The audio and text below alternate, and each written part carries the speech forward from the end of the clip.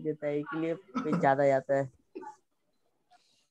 अच्छा चलो काम शुरू करते हैं। हाँ, आज हम लोग एक इंपॉर्टेंट एरिया में जाएंगे, बिकॉज इसका कनेक्शन सिर्फ एक चैप्टर में नहीं है। सैलरी सिर्फ एक चैप्टर से संबंधित है, लेकिन यहां पर इसका रेलिवेंस डिफरेंट जगह में आएगा। तो इसलिए मैंने पहले ये चैप्टर को कराऊंगा, that is income from other sources. लेकिन उससे कराने से पहले ही मुझे कुछ देखना पड़ेगा। जैसे what is the basis of charge.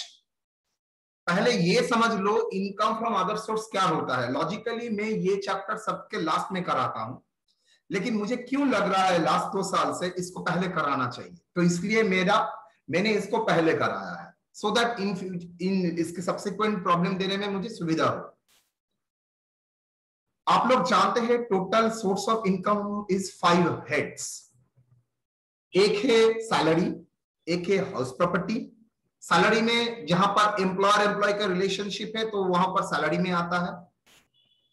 आपका हाउस से अगर कोई इनकम होता है, रेसिडेंशियल हाउस बा फैक्ट्री, मतलब कोई बिल्डिंग से अगर इनकम होता है तो वो आपका हो जाएगा हाउस प्रॉपर्टी इनकम। आप अगर कैपिटल एसेट बेचते हैं तो वो होता है आपका कैपिटल गेन। अगर आप बिजनेस और प्रोफेशन कैरी ऑन करते हैं तो वो आपका हो जाता है आपका business income.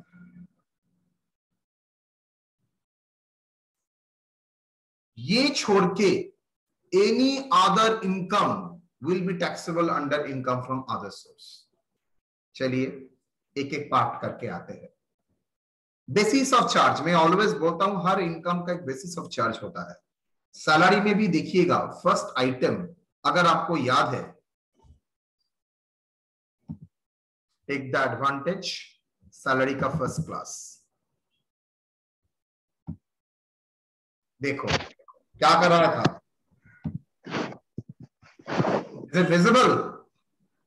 Basis of charge under section 15, salary is taxable due or received basis whichever is earlier। मतलब चार्जिंग सेक्शन है 15, वो सेक्शन बोल देता है इस हेड में क्या टैक्सेबल होगा। बोल रहा है any salary is taxable under due और receive basis whichever is earlier under that salary। मतलब आपको जो सैलरी मिलता है वो चाहे आपको मिले और ड्यू, जो पहले होगा उसके बेसिस में सैलरी के हेड में टैक्सेबल हो जाएगा।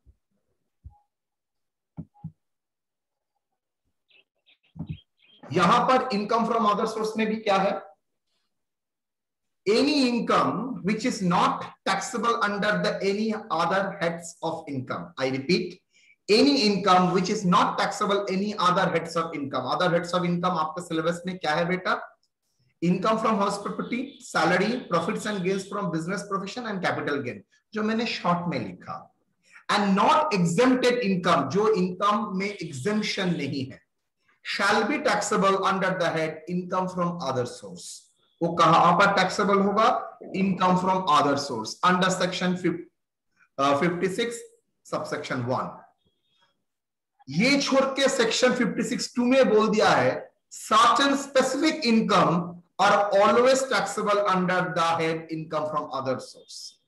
बहुत माइन्यूटली देखिए बेटा, या नॉर्मली चार्जिंग सेक्शन 1 होता है, यहां पर चार्जिंग सेक्शन 2 हुए।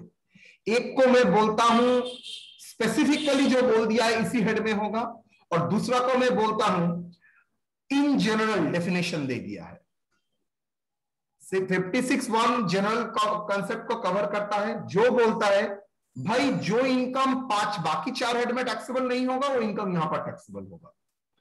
और स्पेसिफिक हेड के लिए उसने सेक्शन 56(2) बोल दिया है, वहां पर कुछ नाम बोल दिया है, जो स्पेसिफिक नाम 100% इनकम फ्रॉम अदर सोर्स में ही टैक्सेबल होगा, even it is your business. For example, सूदखोरी का बिजनेस नाम सुना है? मनी लॉन्ड्रिंग का बिजनेस, मनी लेंडिंग का बिजनेस, इवन ये आपका बिजनेस है। I am repeating, even it is your business, maybe it is maybe और प्रोफेशन है, प्रोफेशन नहीं हो सकता है बिजनेस। सबसे बड़ा एग्जांपल बैंक, जिसका बिजनेस का इनकम ही है इंटरेस्ट इनकम। ये बिजनेस इनकम होते हुए भी टैक्सेबिलिटी होगा इनकम फ्रॉम अदर सोर्स में, because interest income specifically mention taxable under IFOS।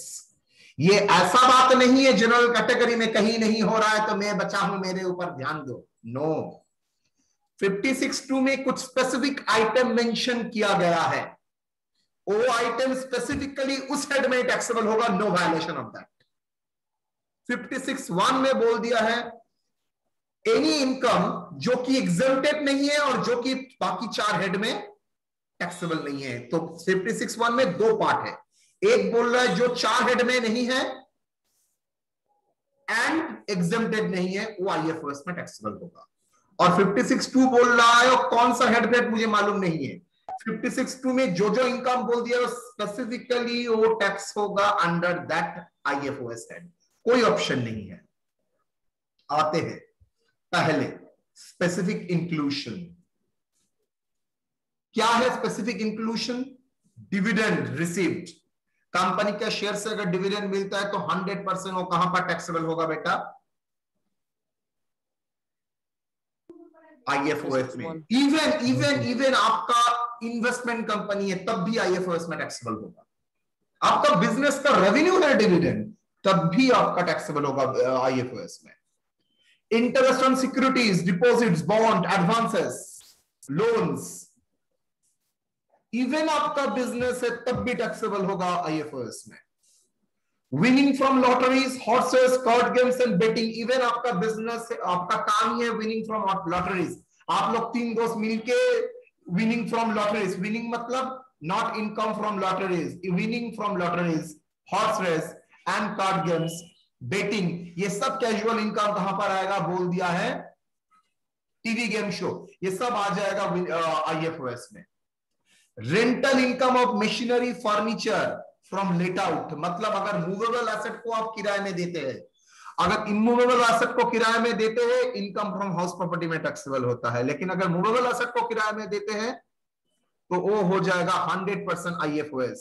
मतलब मेरा जिसका बिजनेस इंस्ट्रूमेंट किराए में देना होता है वो कौन सा हेड में होगा? इवन बिजनेस इनकम टैक्सेबल होगा स्पेसिफिकली स्पेसिफिक इंक्लूशन के अंडर में 56(2) में IFOS में। Rental income of a building along with the furniture and machinery where both are not separable, मतलब मैं सिर्फ बिल्डिंग को किराए में दूंगा तो इनकम फ्रॉम हाउस प्रॉपर्टी में बिल्डिंग के साथ फर्नीचर, खाना पीना सब कुछ दे रहा हूं, मतलब सर ये मेरा क्या हो जाएगा? नॉट होटल, ये मेरा अगर नॉट सेपरेबल है तो ये हो जाएगा मेरा IFOS। फॉर एग्जाम्पल, मैंने पूरा क्लास करने के लिए मैंने एक घर किराए में लिया है, जो घर आप देख रहे हैं, वो घर में laptop, projector, zoom app, everything is available. मतलब मैं ऐसा नहीं कर सकता हूं नहीं मैं फोनवा में क्लास करूंगा, नो, आपको इसी लैपटॉप में काम करना पड़ेगा, मतलब आप पर्सनल कुछ यूज नहीं कर सकते। आपको ये फैसिलिटी, हाँ पर्सनल यूज कर सकते हैं, लेकिन आपको जो फैसिलिटी दिया गया है उसका किराया मैं चार्ज करूंगा। मतलब मैं पूरा फैसिलिटी ही आपको दिया हूं, आप यूज करें ना करें वो आपका प्रॉब्लम है। तो अगर मैं फुल पैकेज आपको देता हूं और मेरा रेंट जो है इनसेपरेबल नहीं है, मतलब मैं चाहूं तो सिर्फ घर लूंगा, कंप्यूटर लैपटॉप नहीं लूंगा, प्रोजेक्टर नहीं लूंगा, ऐसा कुछ नहीं बोल सकते, आपको पूरा ही लेना पड़ेगा, देन ये आपका हो जाएगा क्या? IFOS में। लास्ट आइटम गिफ्ट, यहां पर लेके बहुत सारा सवाल आएगा आप लोगों को। गिफ्ट भी टैक्सेबल होगा एक लिमिट के ऊपर, लेकिन कौन सा हेड में? वो आपका बिजनेस नहीं है, आपका हाउस प्रॉपर्टी नहीं है, सैलरी नहीं है, कैपिटल गेन नहीं है, तो कौन सा आइटम गिफ्ट होगा? स्पेसिफिक इंक्लूशन में ही बोल दिया है, दैट इज IFOS में। ओके, तो dividend, interest on securities, winning from lotteries, horse race, card games and betting, rental income of machinery, rental income of building along with the furniture and machinery which are not separable, and gift, everything to be taxed under IFOS Basic chargeability 56 subsection 2. Now my question is, what is the difference? What is the taxability of income from lotteries? Income from lotteries. कौन है? कौन है? नालायक.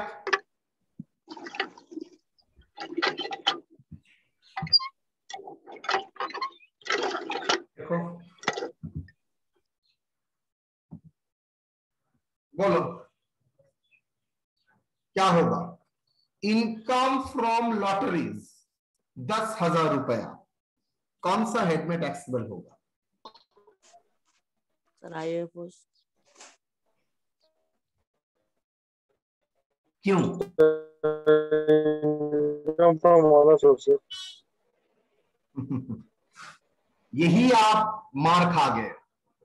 There is a difference between the term IFOS and winning. Difference between the winning from lotteries and income from lotteries. Income from lottery का मतलब जानते हो? Income from lottery का मतलब है लॉटरी को कमीशन में लेके उसको बेचने से इनकम.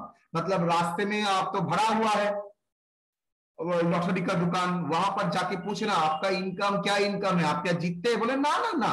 तो आपका इनकम कैसे होता है? बोला मैं लॉटरी बेचने से कमीशन से इनकम हो जाता है. Okay, so that is income from lottery selling. और ये क्या है?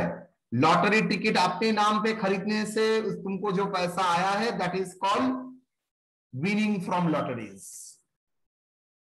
तो विनिंग फ्रॉम लॉटरीज IFOS में है, लेकिन income from lotteries business income है. समझ में आया? सर उसमें लॉटरी का तो पैसा पूरा नहीं आता है. सॉरी सर लॉटरी का जो पैसा होता है वो तो पूरा नहीं आता ना, कुछ तो टैक्स कटता है उसमें ना. अभी तक मैंने रात में इतना नहीं पढ़ा है. जितना तक पढ़ा है उतना तक बोल रहा हूं. रात में रट्टा मार लूंगा, कल पढ़ा दूंगा. ठीक है? तो यहां तक डिफरेंस इज Sir, जो क्लियर. number 5 sir, number 5 उससे वापस सेल्फी कीजिए सर.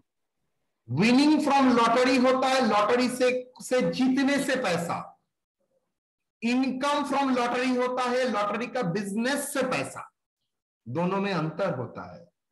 लॉटरी, ताज का एक लॉटरी का दुकान है, वहां से तुमने लॉटरी खरीदा और तुमको 1 करोड़ रुपया मिल गया.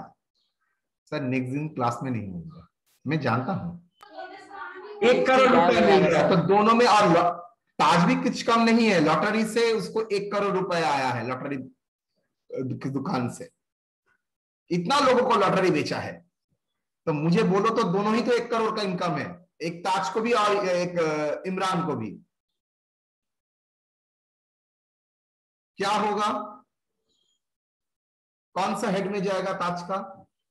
ताज का हेड का नाम होगा PGBP बिजनेस इनकम, और इमरान आलम का हेड का नाम होगा IFOS. समझ में आया मैंने क्या बताया? Yes sir. ওকে, মেয়েদের পরিষ্কার. উইনিং ফ্রম লটারি মানে হচ্ছে লটারিটা জিতে তোর ইনকাম, আর ইনকাম ফ্রম লটারিটা মানে হচ্ছে তোর লটারির বিজনেস থেকে কমিশন থেকে ইনকাম. বোঝা গেছে? Yes sir. চলো, এটা ছিল স্পেসিফিক ইনক্লুশন. अब जनरल इंक्लूशन माने 56(1). If the following conditions are satisfied, the income is taxable under income from other source. Ki there is a income, okay. Income shall not be exempted under section 10. I know. Such income is not taxable under any other head. Other head mane amake bolte hobe na, you know very well. What are the examples covered under this category? Subletting. Subletting means it is you have taken up building on a rental basis. Now you are giving such building to another person on a rental basis. Family pension, interest on deposits with bank, interest on deposit with post office, director fees, agricultural income outside India, casual incomes, examination fees received by a teacher from a person other than employer, fees for visiting faculty और भी हो सकता है, all are taxable under IFRS, but India it is a category of 56(1) not 56(2). तो basis of charge जितना जो discuss किया, यहां तक कोई doubt? Any doubt in basis of charge?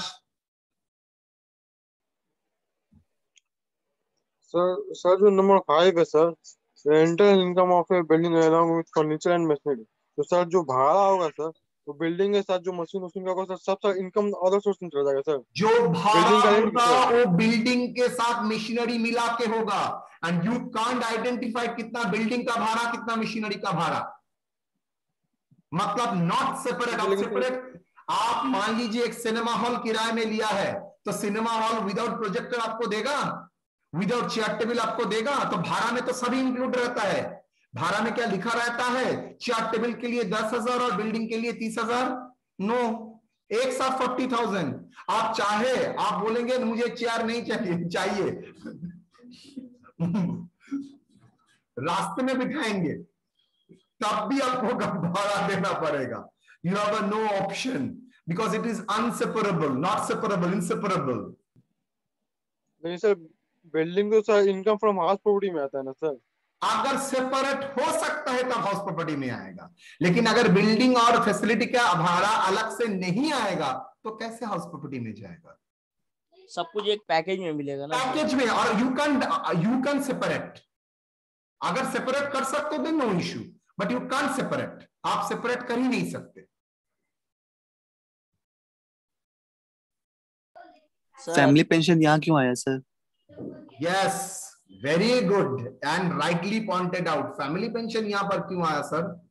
बेटा, फैमिली पेंशन का मतलब है आपका पिताजी के बाद आपको मम्मी को मिलेगा, मेरे जाने के बाद मेरे फैमिली को मिलेगा, that is they are my family. मेरे साथ खिदिरपुर कॉलेज का एम्प्लॉयर एम्प्लॉय रिलेशनशिप था, गवर्नमेंट ऑफ वेस्ट बंगाल के साथ एम्प्लॉयर एम्प्लॉय रिलेशनशिप था, लेकिन मेरे बच्चे और मेरे बीवी के साथ तो एम्प्लॉयर एम्प्लॉय रिलेशन नहीं था। मेरा बीवी तो खिदिरपुर कॉलेज का प्रोफेसर नहीं है, तो उसको जो पैसा मिलेगा as a pension, that is क्या? Family pension. और फैमिली पेंशन कौन सा हेड में टैक्सेबल होगा? IFRS। लेकिन वही पेंशन अगर मुझे मिलता तो सर 100% सैलरी।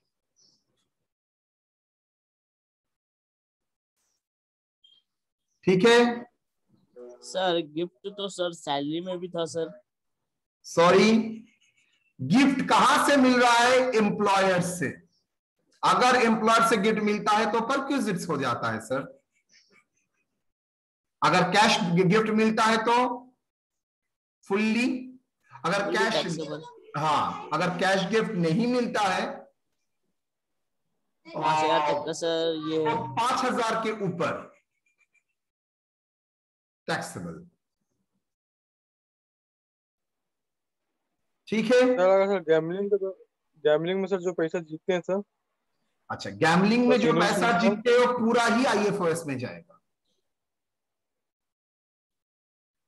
लेकिन वो 56(1) में देखो यहां पर गैमलिंग नहीं थे।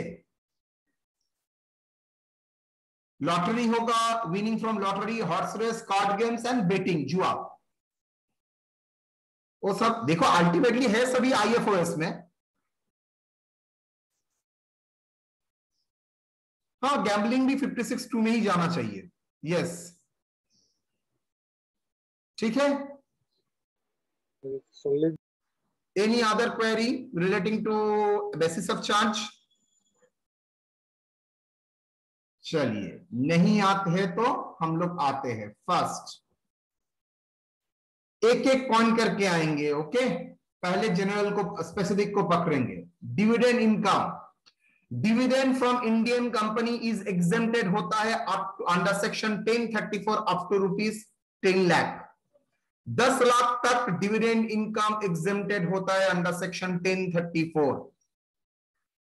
However, dividend in excess of 10 lakh is taxable under section taxable, and जिसके ऊपर tax rate under section 115 BBDA at the rate of 10% होगा।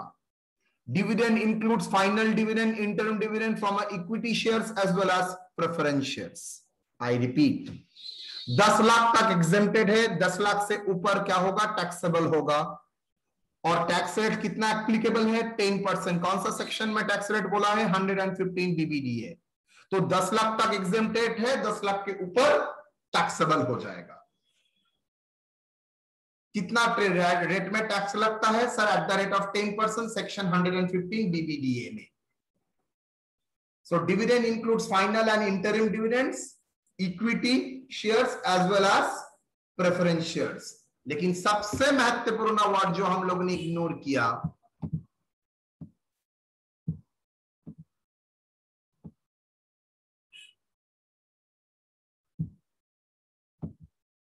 From Indian companies.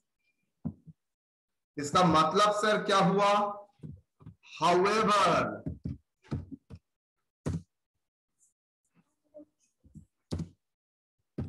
Dividend from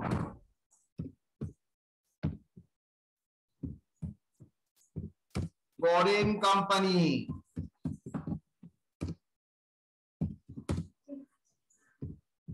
is fully taxable.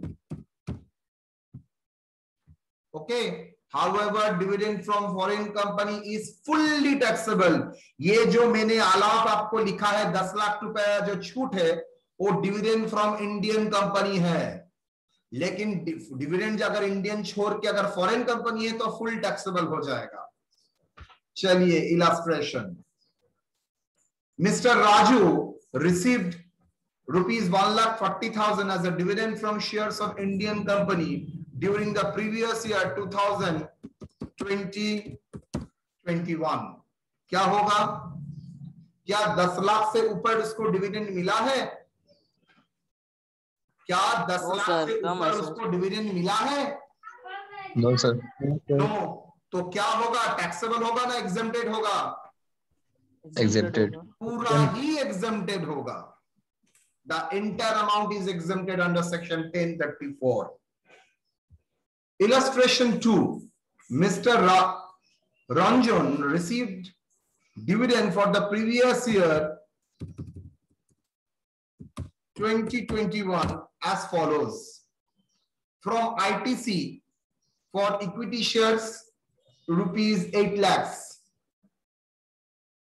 From Reliance Industry for preference shares rupees 3 lakh. For Z Limited interim dividend 4 lakh.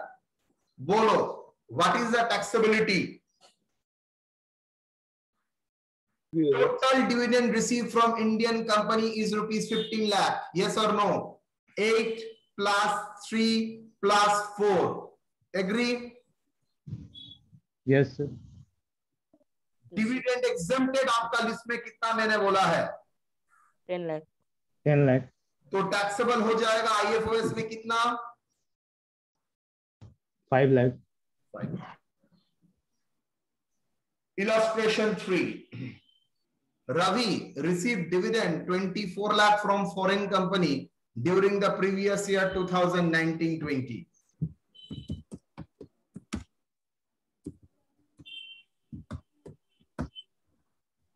The entire amount dividend is taxable under IFOS for the previous year 2020-21 as the dividend received from Indian company. Foreign company है sir. As the dividend received from foreign company.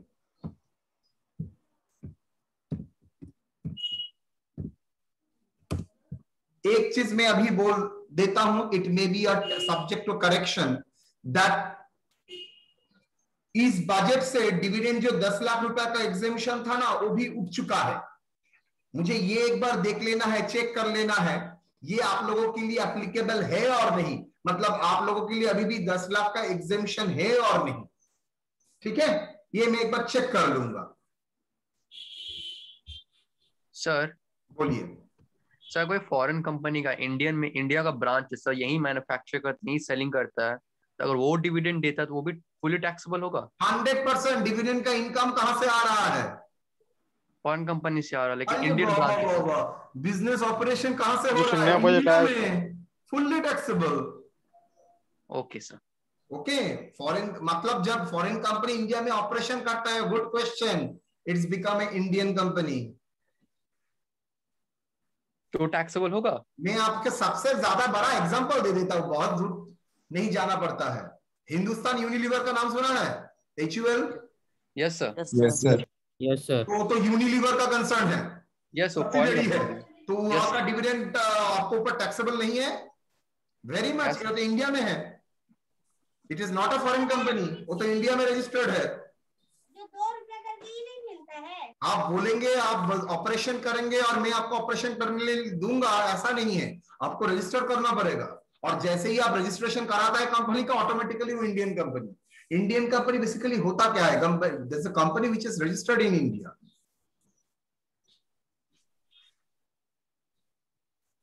उसका एक unit India में manufacture करता है, तो आपको पता कैसे चलेगा डिविडेंड कौन सा इनकम से दे रहे हो? देनो फॉरेन डिविडेंड ही होगा।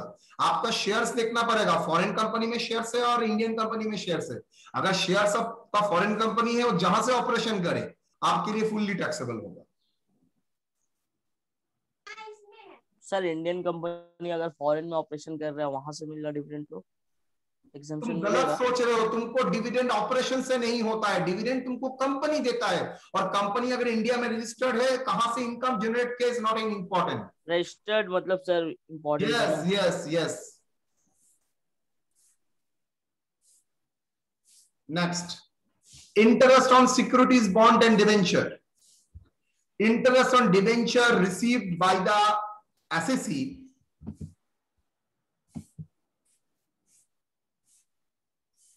is fully taxable on a gross basis. Gross basis का मतलब मैं बाद में आता हूं. Interest on debenture may be received on net basis.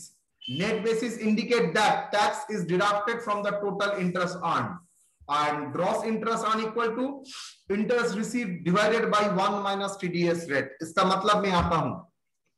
आप जानते हैं, rather सभी लोग जानते हैं, आपका इंटरेस्ट के ऊपर टीडीएस हो जाता है, मतलब आपका इंटरेस्ट इनकम के ऊपर बैंक, कंपनी के लिए भी एप्लीकेबल है, 10% इंटरेस्ट से पैसा काट के आपके नाम पे, आपके पैन नंबर के अगेंस्ट में गवर्नमेंट ऑफ इंडिया को जमा देता है, इनकम टैक्स के डिपार्टमेंट में जमा देता है, और बाकी पैसा आपका अकाउंट में क्रेडिट करता है। मतलब अगर आप टाइमली 15G 15H नहीं देते हैं, जहां पर आप डिक्लेरेशन देते हैं दो प्रकार के लिए, एक मेरा टैक्सेबल इनकम नहीं है और दूसरा मेरा टैक्सेबल इनकम है लेकिन इसके ऊपर टैक्स मैं दूंगा, ये अगर सिचुएशन नहीं आता है तो आपका इंटरेस्ट के ऊपर नॉर्मली टीडीएस काट लेगा। टीडीएस 10% काटने का मतलब है, आपका अगर 1 लाख रुपए इनकम है तो उसके ऊपर 10% इंटरेस्ट काटने से का मतलब होगा 1 लाख से 10% माइनस करने के बाद 90,000 आपको क्या करेगा, आपका अकाउंट में क्रेडिट करेगा, और बाकी 10,000 आपके नाम पे गवर्नमेंट के पास जाएगा। आप कॉमन सेंस लगा के बोलिए तो आपका इनकम कितना? 90,000। नो, आपका 1 लाख इनकम है। आपके हाथ में आया है 90,000, आपके बिहार में तो गवर्नमेंट को भी तो पे किया है 10,000, यस सर। तो आपका इनकम कितना हुआ? 1 लाख। 1 लाख। मतलब सिर्फ इंटरेस्ट रिसीव अगर दिया जाएगा तो आपको ग्रॉस इनकम, ग्रॉस अर्निंग में कन्वर्ट करना पड़ेगा। फॉर एग्जांपल, मेरा 10% इंटरेस्ट काटने के बाद मुझे दिया गया है 90,000, मुझे बोलो तो ग्रॉस इनकम मेरा कितना था?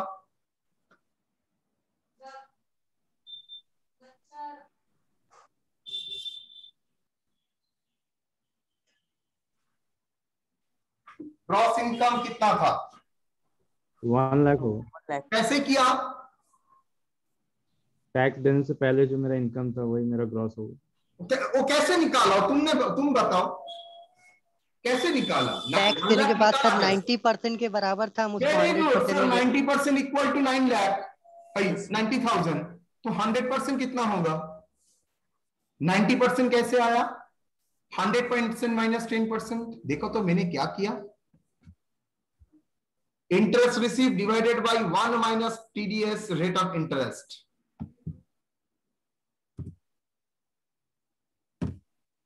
समझ में आया? Interest receive divided by 1 minus rate of TDS. अगर टीडीएस का रेट अमाउंट में दे देता है तो इंटरेस्ट रिसीव प्लस टीडीएस। अगर इंटरेस्ट का रेट अगर परसेंटेज में दिया जाता है तो interest receive divided by 1 minus TDS rate. बोलो तो टीडीएस का रेट 10%, आपको इंटरेस्ट इनकम मिला है 36,000। एक्चुअल ग्रॉस इंटरेस्ट कितना होगा?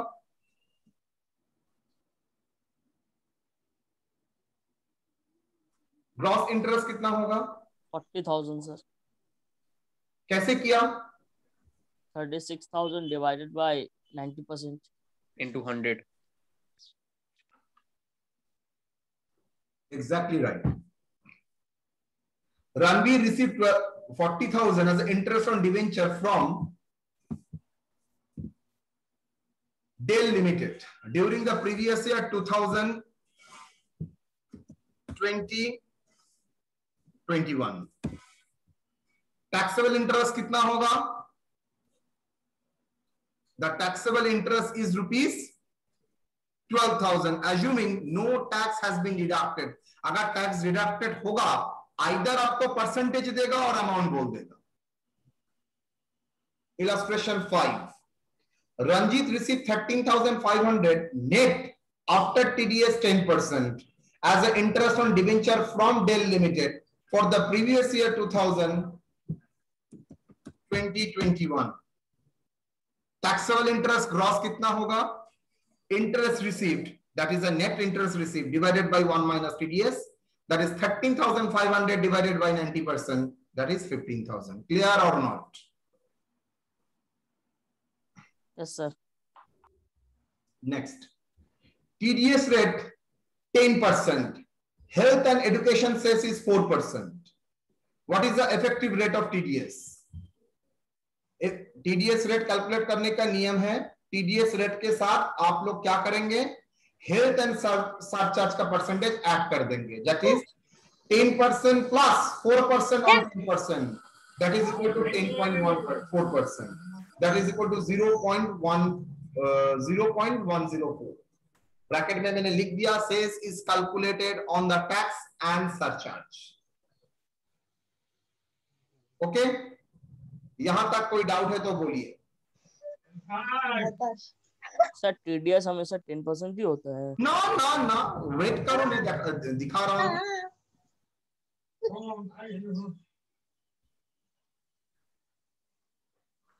स्नेहा है सर। माइक का बंद रख।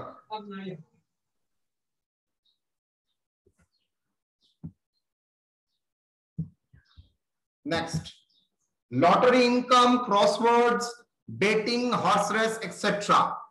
The winning from the winning amount of such event means lottery income नहीं, lottery winning from होगा, winning from lottery, crossword, betting, horse race, etc. The winning amount of such event, the winning amount of such events is taxable in the hands of assessee on a gross basis. Net basis indicate that tax deducted at source on a total winning amount. चलिए, gross winning amount received divided by 1 minus TDS rate on winning. तो क्या होगा? दीपक earned 16,000 as a winning from lottery gross during the previous year 2020-21. बोलिए, what is the taxable amount? Taxable amount of lottery is 16,000 because मुझे तो नहीं दिया है, तो 16,000 को ही मैं पूरा मानूंगा। Next, Sunil receive 27,000 net after TDS. I think Shrikant और केतन कोई एक सवाल किया था मुझको, सर अगर लॉटरी का इनकम से टीडीएस वो तो काट के देता है। यस बेटा, वही काटने का नाम होता है टीडीएस। तो Sunil receive 27,000 net after TDS 30% as a winning from horse race during the previous year 2020-21।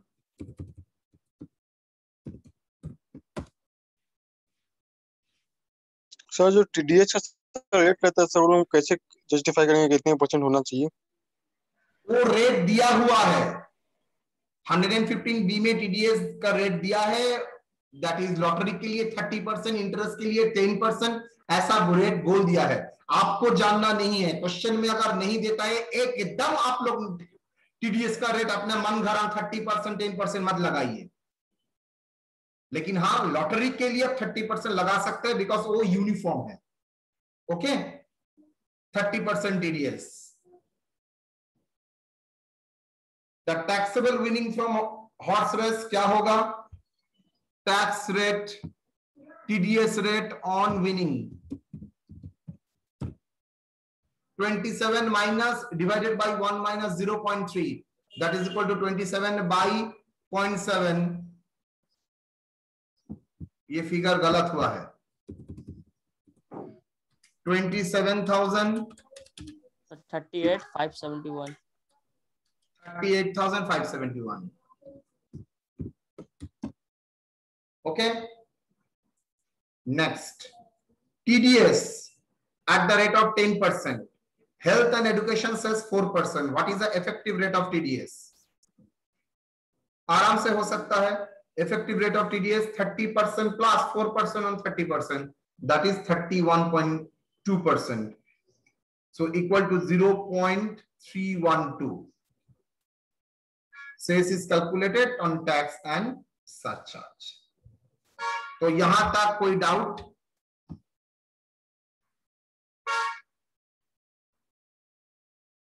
यहां तक कोई डाउट? No sir. तो मैं यहां तक आज खत्म करूंगा। तो मैंने आप लोगों को क्या पढ़ाया है?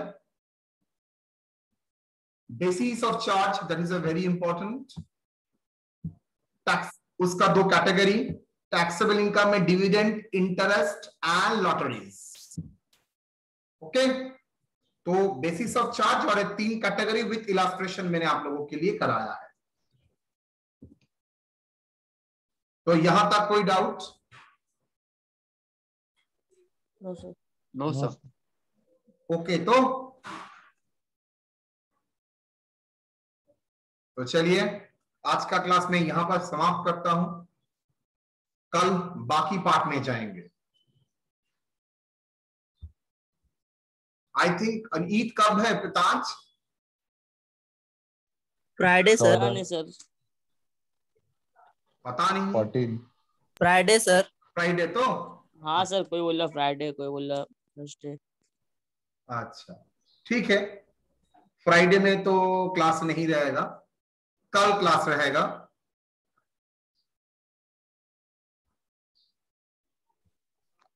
सर का मालूम चल जाएगा सर, अगर कल ईद हुआ सर सऊदी में तो सर यहाँ पे पता चल जाएगा।